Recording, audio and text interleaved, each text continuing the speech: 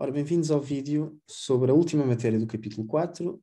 Este vídeo vai ser um bocadinho mais breve, que é um pequeno cheirinho sobre equações diferenciais ordinárias.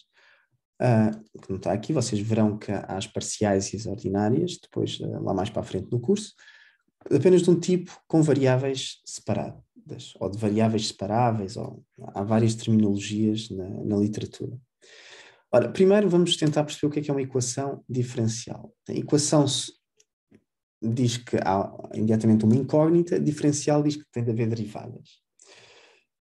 Então, uma equação em geral, as que mais conhecem no ensino pré-universitário, seriam equações onde incógnitas são números. Por exemplo, perguntam se há algum x que verifica esta equação, ou seja, se eu substituir aqui tenho uma igualdade, uma proposição verdadeira. Por outro lado, também já vimos equações diferenciais. Por exemplo, eu ao perguntar qual é a função, qual é ela, cuja derivada dá, função y de x, cuja derivada dá 2, isto é uma equação diferencial. É uma pergunta onde a incógnita, desta vez, é uma função, e é uma equação que envolve derivadas. Pronto. E, portanto, isto é, em geral, assim, sem ser muito rigoroso, o que é uma equação diferencial. Ordinária é só apenas porque as funções apenas dependem de uma variável. Em cálculo 2 e daí para a frente vão ver que faz sentido as funções dependerem de várias variáveis, né? do tempo, do espaço, etc. E aí já podemos falar de coisas que são derivadas parciais e, portanto, as equações levam o nome de equações com derivadas parciais ou equações diferenciais parciais. Aqui, portanto, aqui omiti, porque não conhecem outras, mas seria ordinárias. Portanto, isto é um exemplo. Outra que conhecem muito bem é a equação de Newton, também da segunda lei de Newton. Se eu tiver, vamos usar agora x de t, for um deslocamento, está bem? Ou uma posição, aliás, melhor dizendo, uma posição. Então ficamos, vocês sabem que a massa vezes a aceleração é igual à força. Esta força pode depender de várias coisas. Pode apenas depender do tempo, e aí isto é um problema de primitivação. Para saber a posição, tenho apenas de primitivar 2 vezes a força a dividir pela massa. Mas pode também depender da própria posição. Tá bem? Depois verão, por exemplo, numa mola, na verdade não depende tanto numa mola, sim. Verão que a força é proporcional ao deslocamento. Portanto, imaginem que tem uma mola com um corpo agarrado e a origem é o ponto de repouso, é o ponto de equilíbrio. Agora puxam este objeto e há uma força que procura restituir o objeto à sua posição natural. E vê-se que é proporcional ao deslocamento. Portanto, seria um exemplo. Também pode ser, sempre que temos atrito, por exemplo, vocês de engenharia civil ou de Minas verão isto muitas vezes a acontecer, resistência ao ar, também a força depende da velocidade e, portanto, isto é um exemplo, com a segunda lei de Newton, em que a minha incógnita, mais uma vez, é uma função. Qual é a função que verifica esta igualdade aqui, quando eu substituir aqui, e já não é simplesmente um problema de primitivação. Portanto, isto faz parte. A classe de equações diferenciais é enorme, e aqui apenas falaremos, portanto, de um tipo específico de equações que conseguimos resolver com as ferramentas que demos até aqui. São estas. Está bem? Como vem nas folhas. São equações em que só vamos à derivada até a ordem 1, em que as derivadas aparecem separadas. Ou seja, a incógnita aqui, vamos lhe chamar sempre y de x. Do lado esquerdo, eu consigo sempre pôr tudo o que tem y para o lado esquerdo da equação. Vamos pôr já aqui um exemplo, está bem? Sei lá, uma coisa assim deste género. Y ao quadrado de x, y' é igual a uma função de x. Uma coisa deste género. Para não haver tanto x, esta é a variável dependente, está bem? E procura-se sempre omitir, para não baralhar muito, ficando subentendido que o y aqui é uma função. Tá bem? E, portanto, escreve-se desta forma mais limpa. E estão a ver que aqui se percebe melhor que está tudo o que tem y para a esquerda, tudo o que tem x para a direita. E, portanto, são estas aquelas que nós, neste curso, conseguimos resolver. Tá bem? E como eu disse, escrevem-se simplesmente assim, ficando implícito que o y aqui é uma função. E, portanto, imaginem que tem uma regra para a velocidade de qualquer coisa. Se o x aqui, na verdade, for o tempo, nós sabemos uma regra para a velocidade. Então, já vamos ver um exemplo aplicado.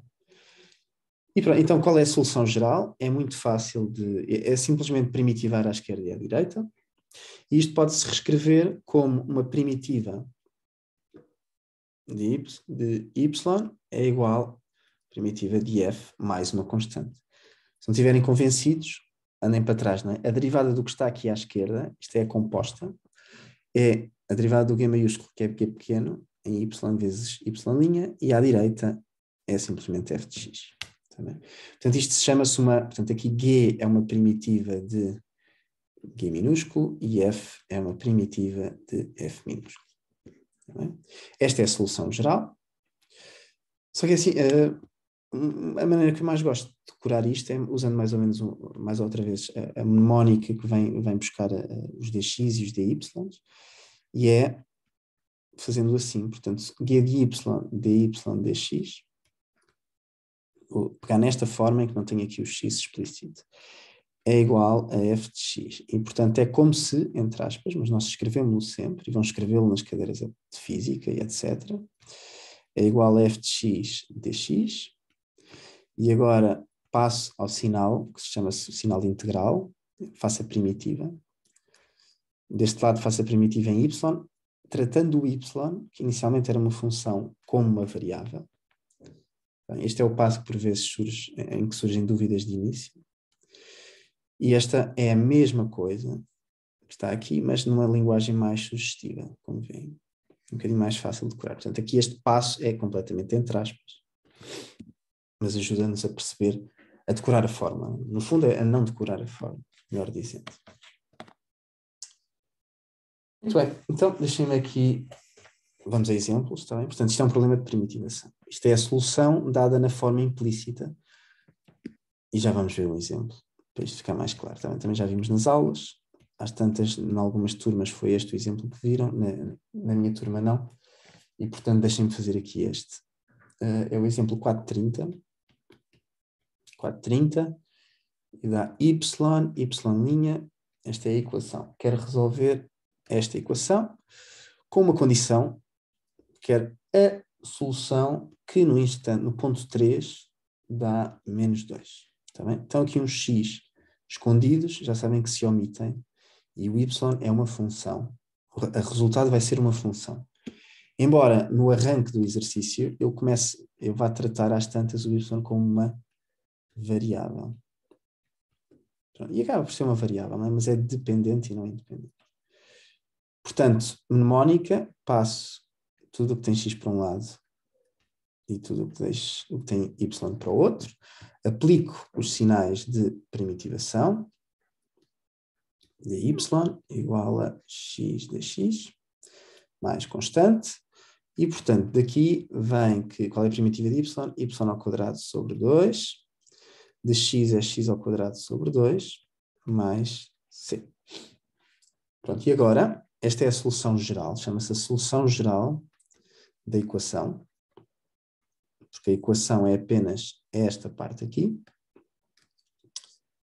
E agora, se ajudar, reparem, isto é uma função, a solução verifica isto. Podemos voltar a escrever aqui o x só para nos lembrarmos que temos uma variável que depende da outra. Igual a assim. Para um certo C, também para um certo C real. Esta é uma solução na forma implícita. Implícita porque não tenho o y, portanto teria que passar o 2 para aqui e depois, por outro lado, uma raiz para ser a solução na forma explícita, em que eu sei exatamente o x, o y como é que depende de x. Indo aqui a esta condição, então teríamos de ter que quando o x, isto diz-nos que quando o x é 3, o y é menos 2. Então quando o x é 3, está aqui 9 meios, o y é menos 2, portanto dá aqui 4 meios. Muito bem, então isto determina-nos a constante. Portanto a constante é a menos 5 meios. menos 5 meios. Vou fazer assim o olho, espero que não esteja a enganar. Portanto, conclusão final. Vem que o y ao quadrado de x sobre 2 é igual a x ao quadrado sobre 2 menos 5 meios. Portanto, vem que o y ao quadrado é igual a x ao quadrado menos 5. E agora sim, na forma explícita, eu teria o mais ou menos raiz de x ao quadrado menos 5. Mas reparem, eu quero aquela que em 3 é negativa, é menos 2. Portanto, a única opção aqui é a de menos. É a única das duas possíveis que é compatível com esta condição aqui. E pronto, esta aqui seria a solução na forma explícita, tá? Está o x e depois aqui o y de x. E esta na forma, solução, na forma implícita. E ficamos aqui. O domínio da solução é o maior intervalo aberto que contém o ponto 3. Tá? Portanto, consideramos como domínio, solução com domínio. Portanto, poderia ser de menos infinito a menos raiz de 5 e de raiz de 5 a mais infinito. Neste caso, escolhemos aquele que contém o 3. Portanto, fica de raiz de 5 a mais infinito. Muito bem. Vamos terminar então com alguns exercícios, outros exercícios. Por exemplo, o 15D. Vou precisar aqui de mais uma página. Page after. Ok, penso que esta já chega. Este é o 15D. Okay. Mais uma vez, o que é que temos de fazer? Temos de escrever, podem não fazer assim, está bem? Depende também do vosso professor ou professora. Mas da maneira como eu estou aqui a explicar neste vídeo, ficamos assim com isto, passamos o x, tudo o que tem x para um lado, tudo o que tem y para o outro. Portanto, deixamos aqui o x dx sobre raiz de 1 mais x ao quadrado, e agora passamos o y para o outro lado, assumindo também que o y não é zero. Okay? E podemos fazer aqui esta passagem, e agora, sinal de primitiva. Portanto, 1 sobre y ao cubo, dy, é igual a x sobre raiz de 1 mais x quadrado, dx. Agora, se quiserem, pausem o vídeo para pensarem por vocês e eu vou já continuar. Tá bem? Nesta fase, espero que já seja claro que o que há a fazer é escrever as coisas assim. X ao quadrado menos 1 meio dx. E agora, ok, ficando aqui numa constante, que é para não perder nenhuma solução, porque depois vou querer aquela. Aqui é importante andarmos com constantes, porque depois quero a função que verifique uma certa condição. E, portanto, vou primeiro achar todas as soluções e depois a constante é determinada a partir desta segunda parte. A parte inicial só usa isto. Portanto, fico com y elevado a menos 2 sobre menos 2. Aqui preciso de compensar com 2. Está aqui a derivada de 1 mais x quadrado é 2x. E é mais uma vez a regra da potência. Portanto, ficou o meio que lá estava fora. 1 mais x ao quadrado. Menos 1 meio mais 1, que é 1 meio. Sobre 1 meio. Ok, portanto, aqui mais a constante. Portanto, isto fica com menos 1 sobre y ao quadrado. Menos 1 sobre 2y ao quadrado.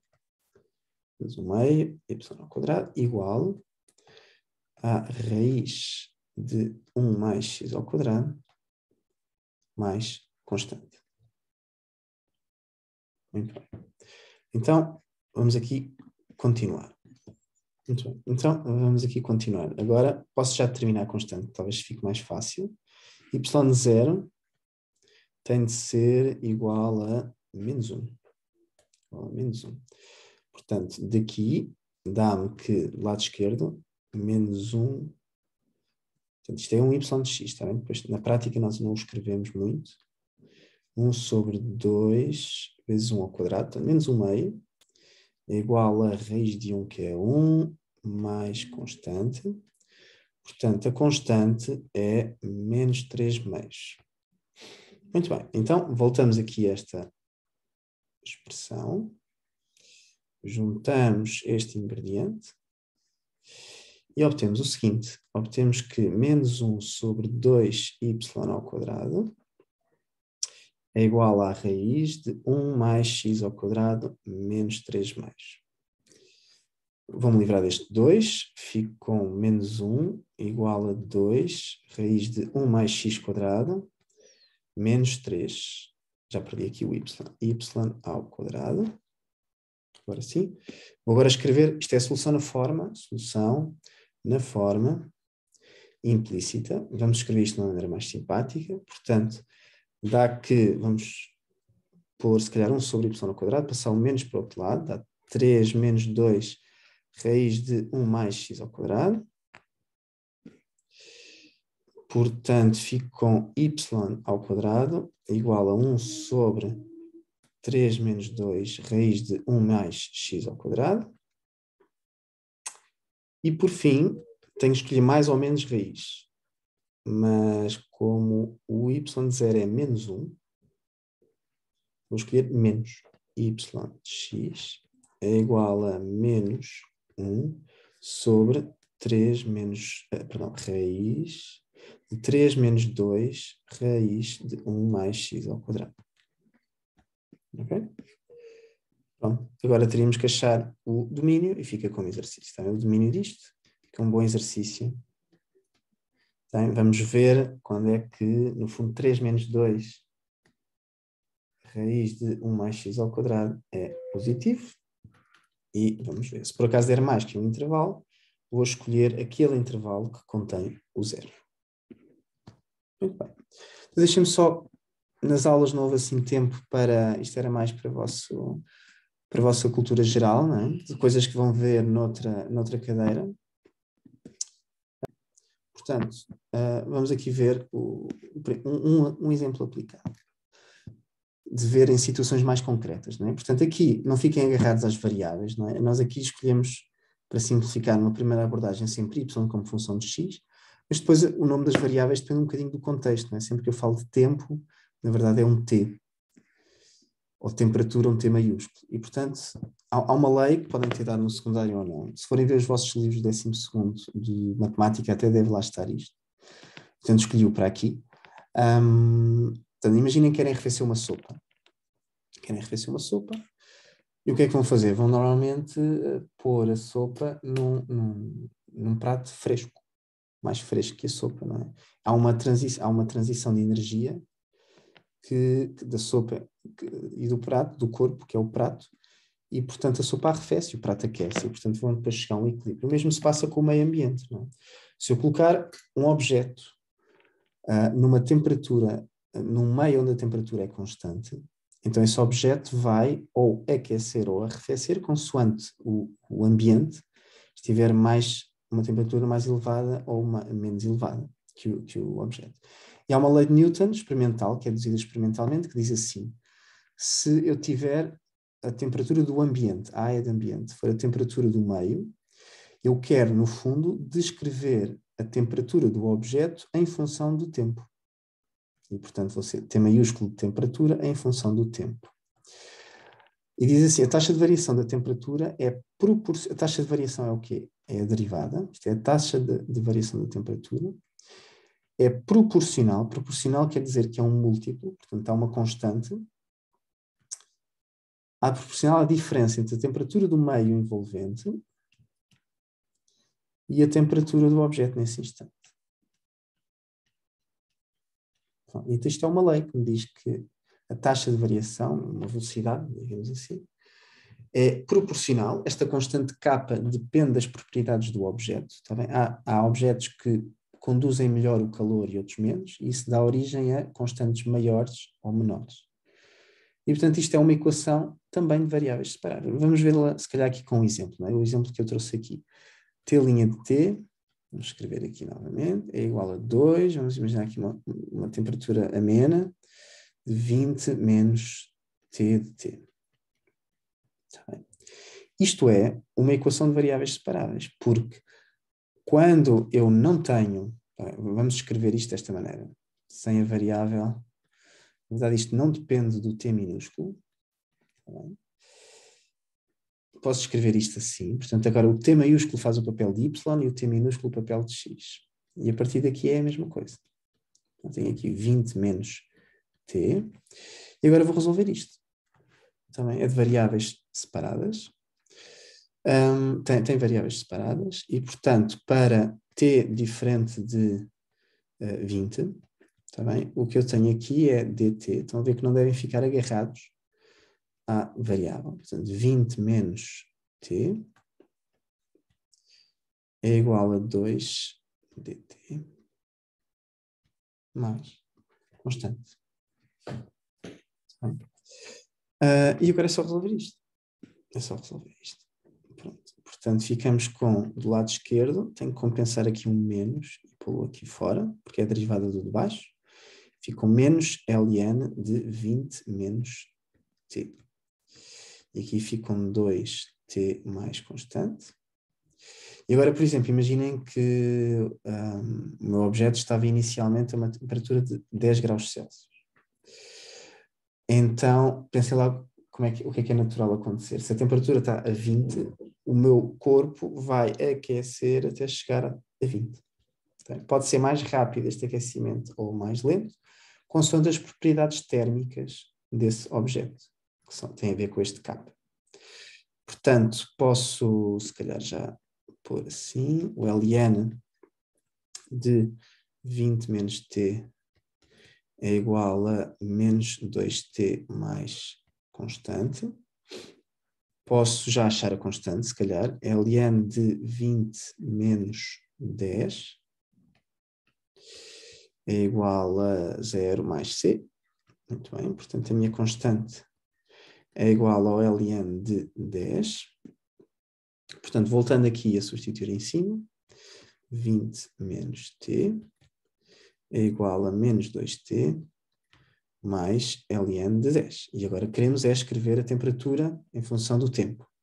Portanto, continuamos. Portanto, ficamos aqui com 20 menos t é igual a E de menos 2t mais ln de 10.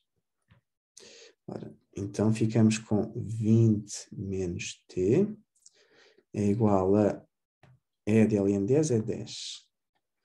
E de menos 2t. Teria aqui um módulo, está bem, mas a exponencial é sempre positiva. E, portanto, ficamos com, finalmente, que a temperatura é 20 menos 10 é de menos 2t. E, portanto, esta é a expressão. Reparem o que é que acontece. A temperatura vai se aproximar exponencialmente, portanto, é bastante rápido, de 20. Então, esta é a solução da temperatura do objeto. E ela vai convergir rapidamente até para a temperatura ambiente. De forma sempre crescente, portanto, tracem o gráfico, encontram o gráfico nas folhas. E vai, como é natural, aproximar-se disto aqui. Reparem que o 2 era aquilo que eu vos disse que tem a ver com as propriedades de condução do calor do objeto. Se for um K muito grande, melhor conduz o calor a esse objeto. E o maior K, portanto aqui foi 2, apareceu aqui um 2. Se o K fosse 10, iria aparecer aqui um 10. O exponencial de 10 é muito mais rápido. Portanto, o exponencial de menos 10 vai para 0 muito mais depressa. Portanto, quanto melhor conduzir o calor a este material, este objeto, mais rápida é, mais próximo estou do 20 em tempo mais depressa é esta aproximação, digamos assim. Ficamos por aqui, bom trabalho.